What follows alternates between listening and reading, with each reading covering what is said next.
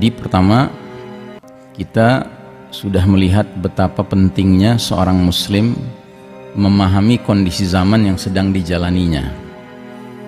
Dan saat ini kita sedang berada di babak paling gelap sepanjang sejarah umat Islam. Dan inilah masa di mana badai fitnah menyelimuti kehidupan umat manusia.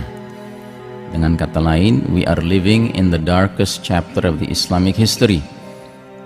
Dan sebabnya apa? Ini disebut sebagai babak paling kelam dalam sejarah umat Islam. Sebab di babak ini Allah Ta'ala mentakdirkan kita mendapatkan ujian berupa posisi kalah. Ya, kita sedang diuji Allah dengan ujian posisi kalah. Posisi kita bukan posisi menang ya, sebagai umat. Sebaliknya, justru kaum kafir, khususnya Yahudi Nasrani, diberi Allah izin untuk mengambil posisi berjaya, memimpin dunia. Ya. Jadi ini ujiannya berat sekali, Pak. Dan sebelum kita memahami kondisi ini, kita bisa-bisa keliru dalam bersikap. Tapi kalau kita sudah mengerti kondisi ini, minimal kita punya kewaspadaan, kehati-hatian.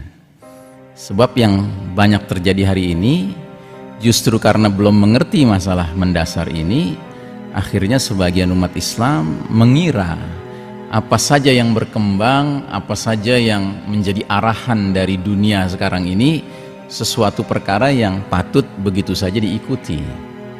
Padahal tentunya ujian Allah ini, di mana umat Islam posisinya kalah sedangkan kaum kafir yang posisinya berjaya, akan menuntut pada kita yang mengaku beriman ini untuk mensikapi ujian ini dengan benar.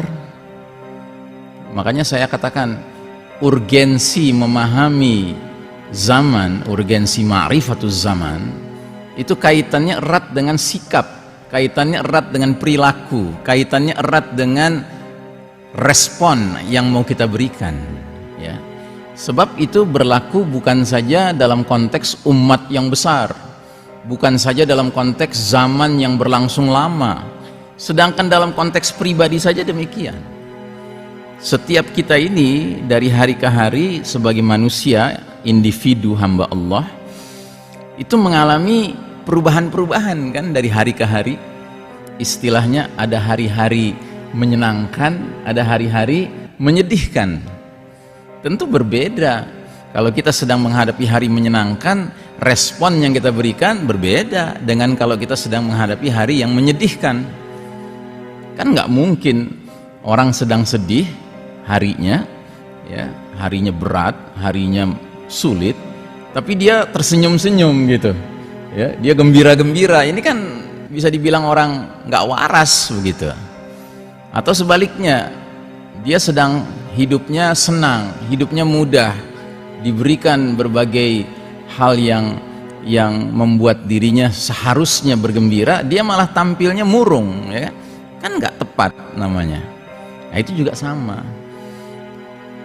Seorang sedang sehat walafiat, tuntutan perilaku dari dia berbeda dengan kalau dia sedang sakit. Ya.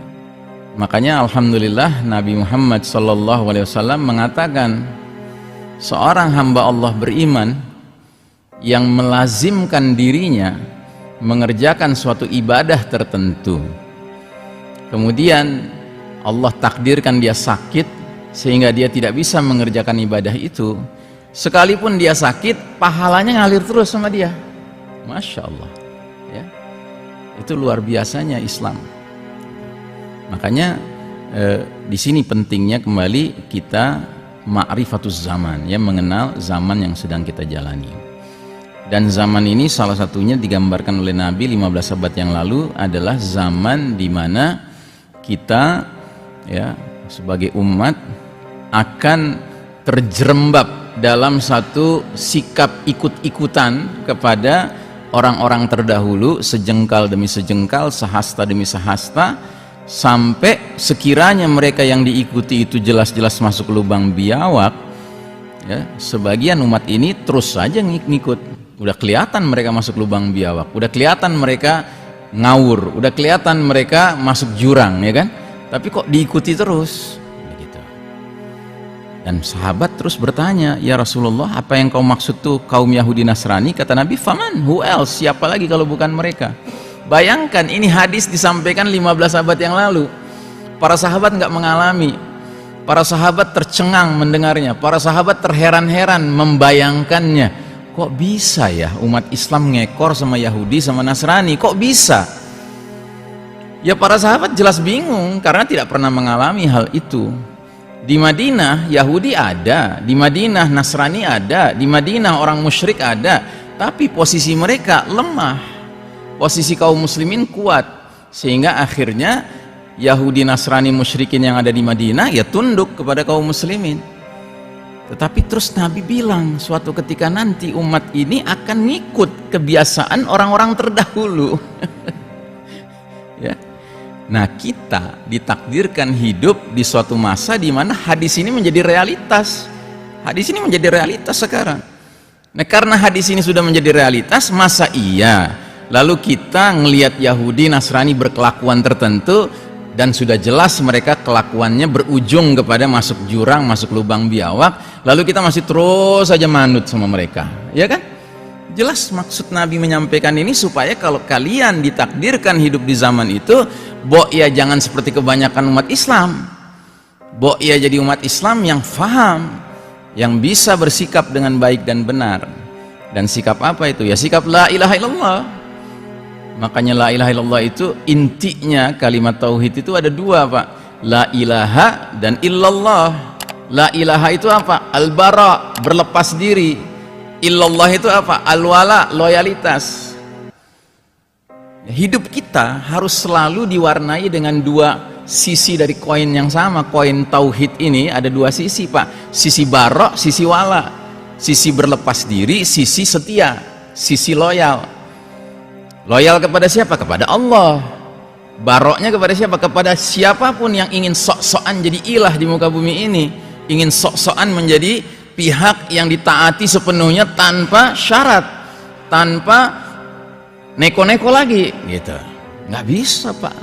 Kalau kita sudah berla ilaha illallah, bagi kita sekalipun yang sok-sok menjadi ilah itu memang kelihatan canggih, kelihatan menguasai dunia, kelihatan kaya raya, kelihatan menguasai sains dan teknologi, maaf, Allah is above all. Allah di atas segala-galanya. Itu hakikat daripada sikap seorang mukmin. Nah, jadi saudaraku rahimakumullah, hadis ini kita yang mengalami. Para sahabat dulu nggak mengalami. Bahkan para tabi'in tidak mengalami, tabi'in tidak mengalami, bahkan umat Islam di babak ketiga tidak mengalami. Babak ketiga itu babak mulkan adhan, ya, masih ingat ya, babak raja-raja menggigit, babak di mana umat Islam masih dipimpin khalifah, sistemnya khilafah, sumber nilai norma dan moralnya, hukumnya adalah Quran Sunnah. Ya, kadang-kadang khalifahnya baik, adil, kasih sayang dengan umat, kadang-kadang khalifahnya zalim, ya, bengis, ya, jahat kepada umat. Tapi sekalipun demikian, ya harus tetap didengar dan ditaati khalifah itu. Kenapa? Ya karena begitu pesan Nabi.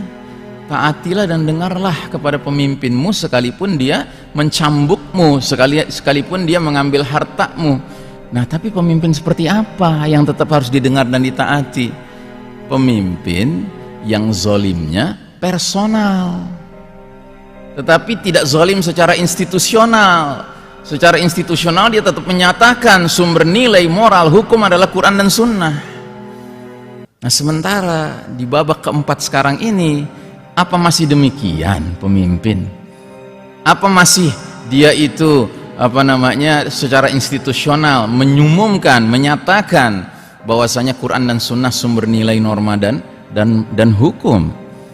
Kan itu pertanyaan mendasar yang harusnya kita tanyakan pada diri kita masing-masing sebelum kita asal ikut saja dengan otoritas yang ada.